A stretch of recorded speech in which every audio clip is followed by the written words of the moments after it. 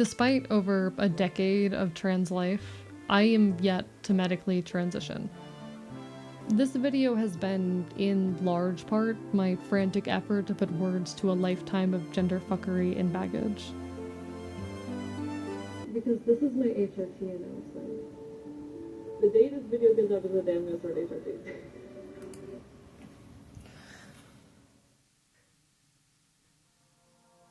Hi, I'm Archivist, and 1 year ago, I started HRT. The decision to start testosterone was not an easy one for me, contrary to many trans narratives you may hear. I spent the better part of a decade debating the choice. Debating if it was something I wanted, and eventually if it was something I was ready for. And on June 30th, 2025, I released a video about it. I'll admit, I never expected my ramblings about gender and grief to touch nearly as many lives as they have. I Don't Regret Girlhood is an imperfect piece. It is extremely limited in scope, focused largely on a very white, southern, neurodivergent experience of trans masculinity, though it is autobiographical in nature. More than anything, its intent was to challenge the dominant narratives around trans childhood, and to open room for discussions of the messier intricacies of trans life. It was also never meant to exist in isolation. I think it's about time I continue tugging on that thread. You do not need to have seen I Don't Regret Girlhood to watch this video. I will be building on the themes introduced there, but a majority of what I have to say today can be understood and enjoyed without the context of my previous work. Today, I am 1 year on HRT. And as I reckon with the passage of time and the change it brings, there's a question that's been lingering in the back of my mind. What does it mean to transition?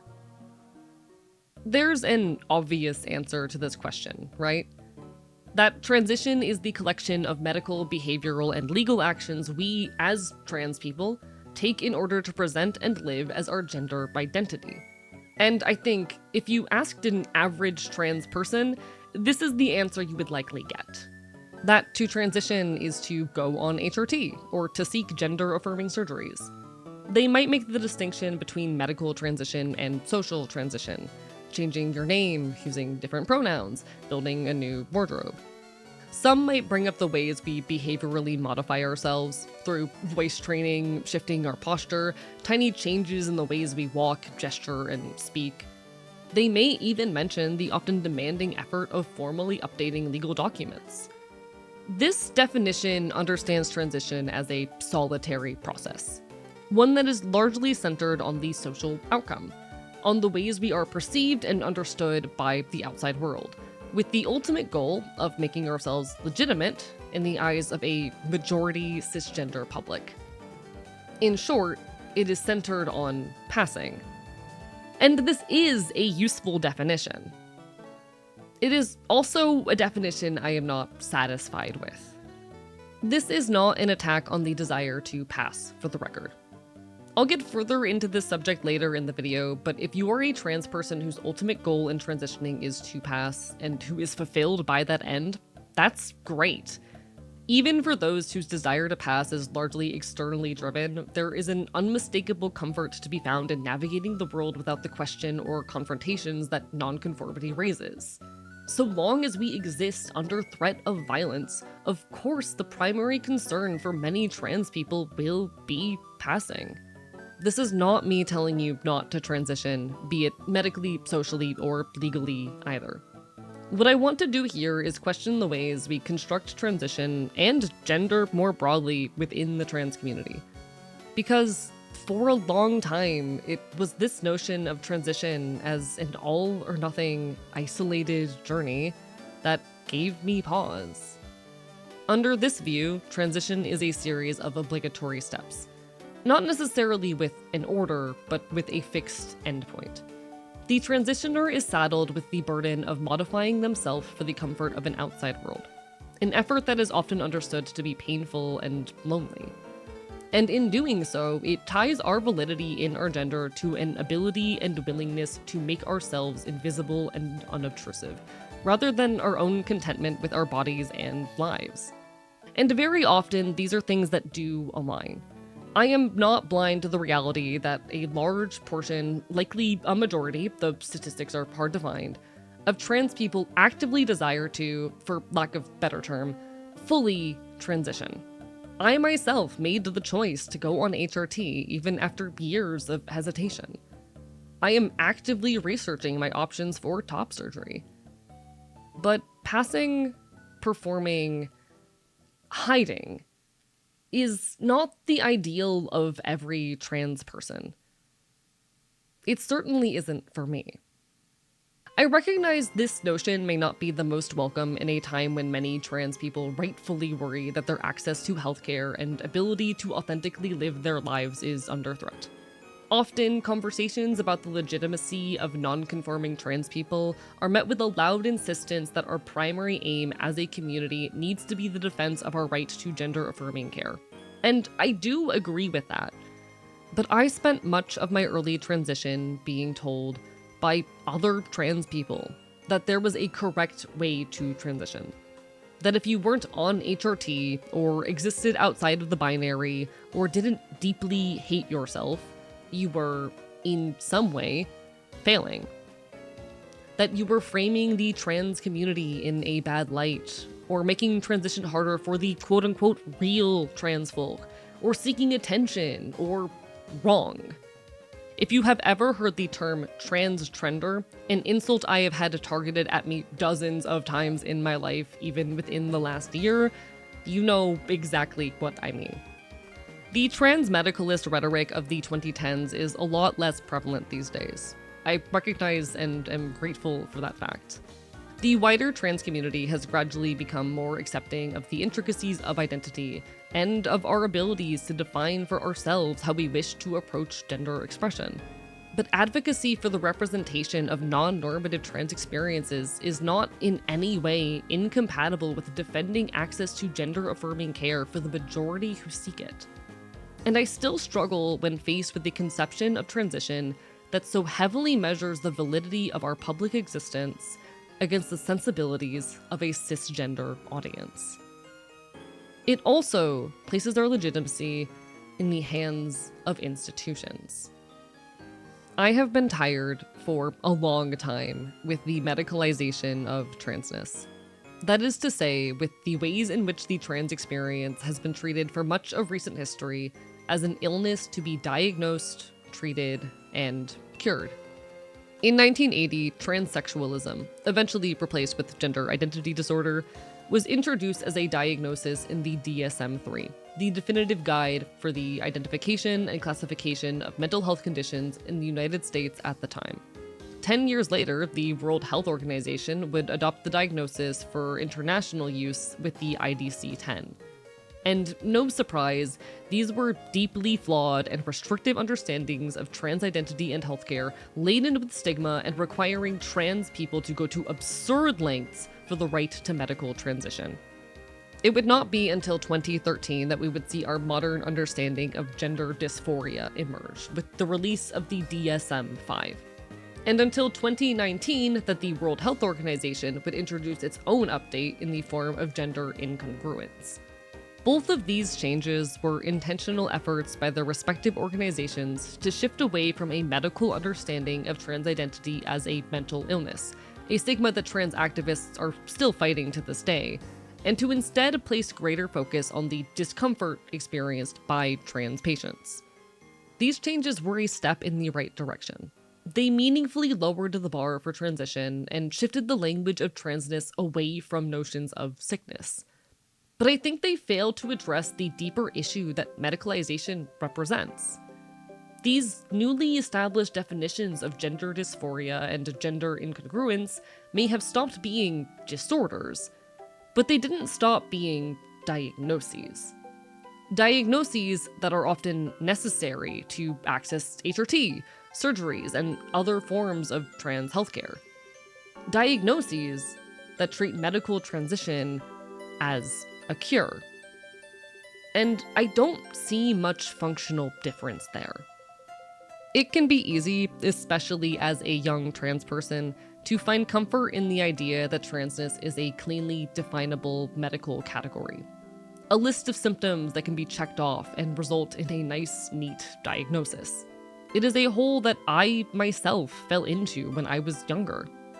There is validation in being told that this thing you are experiencing is, in some way, real. But medicalization is ultimately a means of utilizing institutions and authority to enforce social control over our access to care. I have met dozens of non-binary folk who pretend to be binary trans men or women in the confines of a doctor's office for the sake of accessing HRT. Or even binary trans people who exaggerate their performance of gender and their experience of dysphoria out of fear that not doing so will halt their transitions. And in case you need to hear it, you do not need dysphoria to be trans. Your legitimacy as a trans person is not weighed by how miserable you are. We have been having this argument for far too long, and I am tired of the narrative that trans existence is one of suffering or shame. As trans people, we are so often forced to prove our identities. In more than just the medical system. We see this play out legally, as many parts of the world require long lists of letters, surgeries, and other forms of evidence to process legal sex changes. And socially. I spent a good deal of I Don't Regret Girlhood speaking to the ways I felt pressured for much of my early transition to reject femininity in its entirety for the sake of validating my transness. About the ways my attachment to many elements of girlhood left me hesitant about taking steps towards medical transition. About how sick I am of the expectation placed on trans people to perform gender correctly. About how sick I am of transness being watered down into something digestible for cis audiences. And in the face of institutions that force us to jump through hoops to justify ourselves, or a cisgender public whose acceptance is dependent on our willingness to play by their tightly scripted roles, are we really content in allowing our understanding of transition to be so restrictive? But I think in asking that, I am treading on a much larger question. What does it mean to be agender? Not agender like the identity. What does it mean to be a gender? We're going to need to dig into some theory for this one. I am a big fan of the work of Judith Butler, a fact that will surprise nobody who has heard me talk about gender for more than 5 minutes. If you aren't familiar, Butler is one of the leading voices in the modern wave of queer and feminist theory. They are also responsible for the concept of gender as performance. For the sake of getting it out of the way, gender is a social construct. In other words, the cultural norms we tie to gender are, by and large, a fabrication shaped by collective societal belief and then reinforced by everyday action. The theory of social construction asserts that much of our shared reality is the result of continuous invention through our day-to-day interactions, which grant things that are otherwise arbitrary the perception of meaning and value. But AE, doesn't that mean almost everything is a social construct? Yeah, that's kinda the point. Things like money, nations, language, measurements of time, and yes, gender. They exist not because they are rooted in an objective truth, but because, to some extent, we collectively agree that they exist. Something being culturally constructed doesn't necessarily mean it is bad. While I'd argue that money is the root of a great deal of human suffering, I am not going to pretend having a shared means by which to communicate the passage of time through minutes and hours isn't incredibly useful, even if it is arbitrary in many ways. They are also not stagnant. They vary from culture to culture and shift as our societies do. The task of social construction is dynamic. It is an active process in which we constantly participate, even if it is often invisible. To be clear, this is not to say that your internal sense of gender isn't real, even if it may be to some extent informed by social constructs. But the roles, expectations, and hierarchies that inform our understanding of and engagement with gender, both in ourselves and in others, certainly aren't. And that's where performance comes in. In their 1990 book, Gender Trouble, Feminism and the Subversion of Identity, Butler argues that gender is produced through repetitive acts of performance. Through the lens of performance, gender stops being a thing we are and becomes something we do. Much like our most mainstream definitions of transition, it is a series of actions taken in compliance with a dominant social norm. The individual, whether cis or trans or male or female or something else entirely, is produced by the deed. And I find this concept useful in the way it highlights that the doing of gender is not something unique to trans people. There is something to be said for the ways in which cis people cling to the performance of gender every day. Very little of our social construction of gender, or even of sex, has any basis in reality. There is nothing innate which states that women are gentle, or wear dresses, or like the color pink, nor that men are angry, or prefer their hair short, or make more reliable employees. But when a cis man balks at the idea of wearing a pink shirt, as if mere association with the color undermines his masculinity, he is displaying a deep internalization of socially constructed gender, and a need to affirm himself through performance.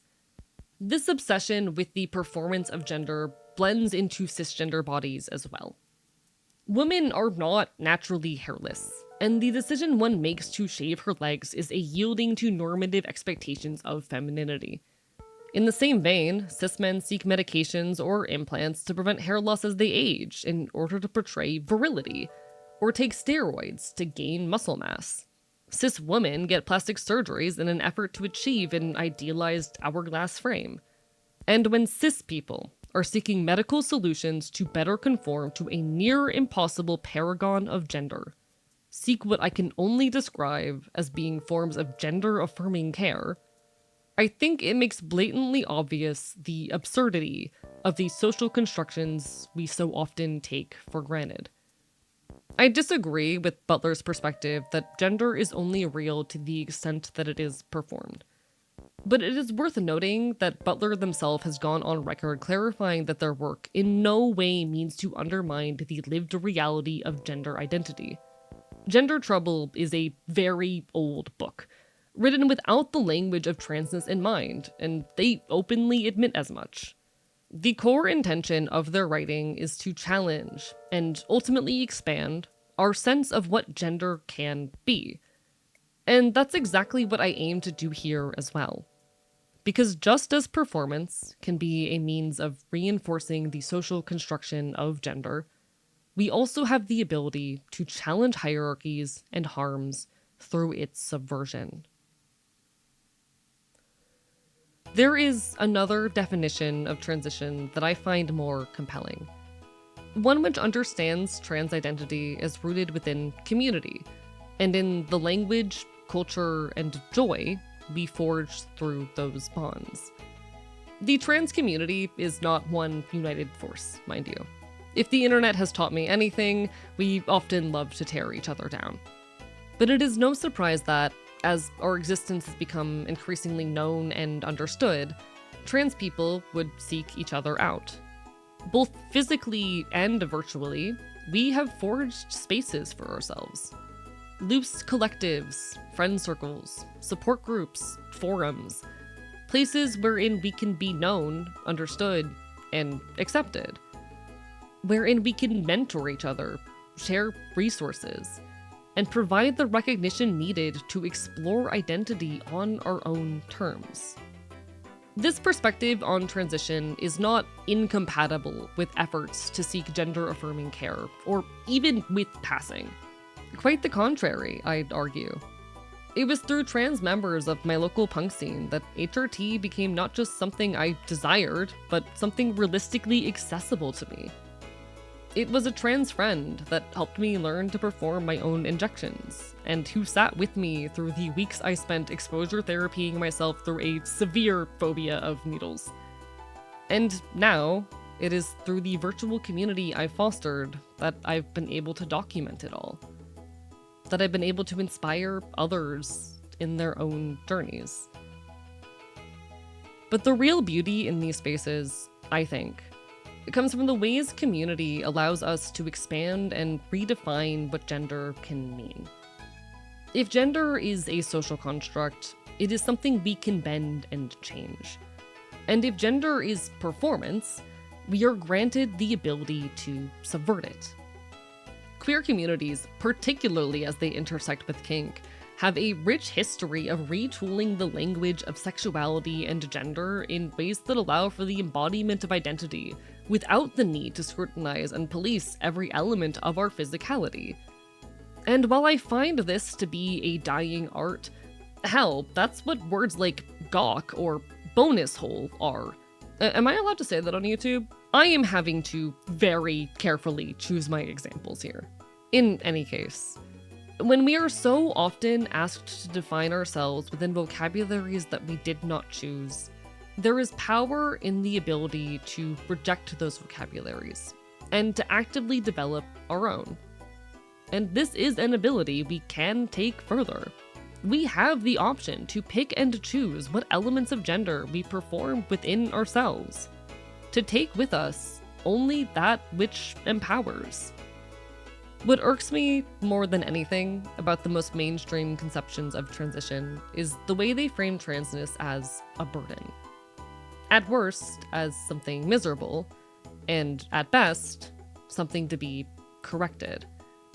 But through community, transition becomes something we control and define ourselves.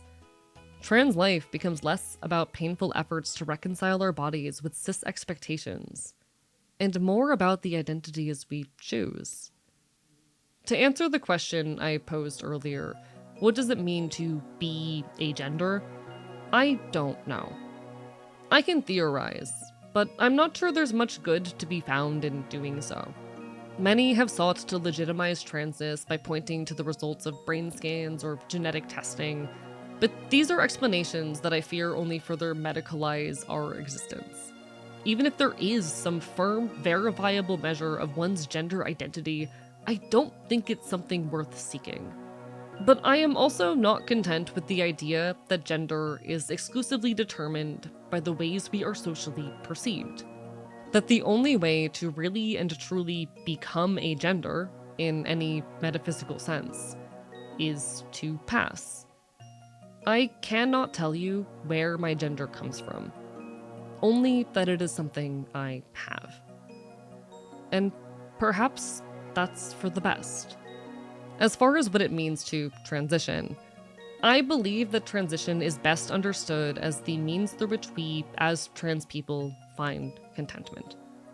And for most of us, that is a process that will involve some amount of effort in navigating the medical and legal barriers placed in front of us. For many, it may still end with the ultimate goal of passing. It is not something wholly easy and digestible, nor is it an act of abject misery. But I think it is a process that is incomplete without community. More than anything, transition is about fulfillment, whatever the hell that means to you. And that's a question I can't answer for you. But I think I found my own answer. And I found it in punk. If I can be honest, starting HRT didn't save my life. I don't feel like a new person. It didn't complete me. But I also never expected it to. I've rarely related to the descriptions of HRT as this miracle drug that suddenly clears your ability to think, gives you purpose, and makes life worth living. Which is not to put down anyone who feels that way. Live your truth. It is also not to say that I regret starting. I can say with confidence that I am the happiest I have ever been. My approach to transition is certainly not traditional. I started HRT with the knowledge and intention that I might not be on it forever. I knew before I started that there would very likely come a day where I decide I am content with the effects testosterone has had on my body and pause my injections. Maybe for a month, maybe indefinitely. To me, gender and its performance is ground to explore. And I am privileged to be in the position where this is a journey I can take at my own pace. Start and stop and adjust as feels right in the moment. Having that option was one of the reasons I found the courage to start at all. As the 1-year mark steadily approached, I had a serious conversation with myself about whether today would be the day I stopped. An impulse that was admittedly driven largely by a love of loud theatrics. And ultimately, I came to the conclusion that I want to keep seeing where this path takes me. To be frank, my interest in the subversion of gender, both its existence as a broad social category and the ways it manifests within our communities, is very personal. I've never particularly cared about passing. Well, never might not be the right word. There certainly was a point in my life where I desired to conform. There is safety, after all, in being understood as cis. But as I've grown, found community, and come to better know myself, that pressure quickly faded. To let myself, a year ago, say it, Transgression is in my nature, and I have no desire to put myself back in the closet. I know, once I make this choice, there is no going back for me. Passing, to me, feels like forcing myself back into the closet. In my mind, it is the equivalent to voluntarily erasing a fundamental piece of my selfhood.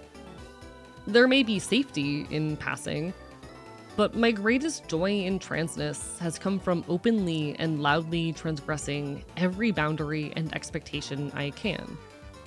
In pushing the bounds of what gender is allowed to be. A few days after my first HRT injection, I started a rat tail. The hairstyle, not, And sure, it is a measurable reminder of the passage of time and the ways we grow and change. But it is also, even more so, I'd argue, a show of myself as punk. Because, well, yes, I may be transmasc and non-binary and queer. There is something about punk that captures my identity in ways that no traditional label ever could. It was the punk scene that enabled me to start HRT, which gave me the space to explore and redefine gender on my own terms, which gave me the freedom to express without regard for cisgender sensibilities. In dingy dive bars and rundown venues filled to the brim with colorful freaks who stand against all authority, who embrace transgressive art, who refuse in so many ways to conform, I find myself. I have a lot more to say about the nature of gender. While I may be no expert in queer theory or philosophy or anything, really, what I've shared today barely scratches the surface of a much larger conversation I want to have. But I'll need to save that for next year. For now, my gender is punk.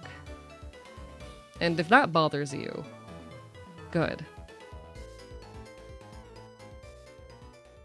Today is June 29th. And tomorrow is the 1-year anniversary of the day I started HRT. HRT didn't change my life. In many ways, it has helped me live in a way that is more fulfilling. It has brought my body closer to where I want it to be, but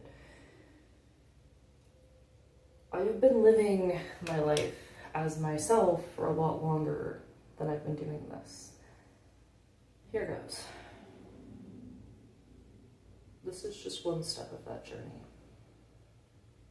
towards selfhood, whatever the hell that means. Thanks for watching.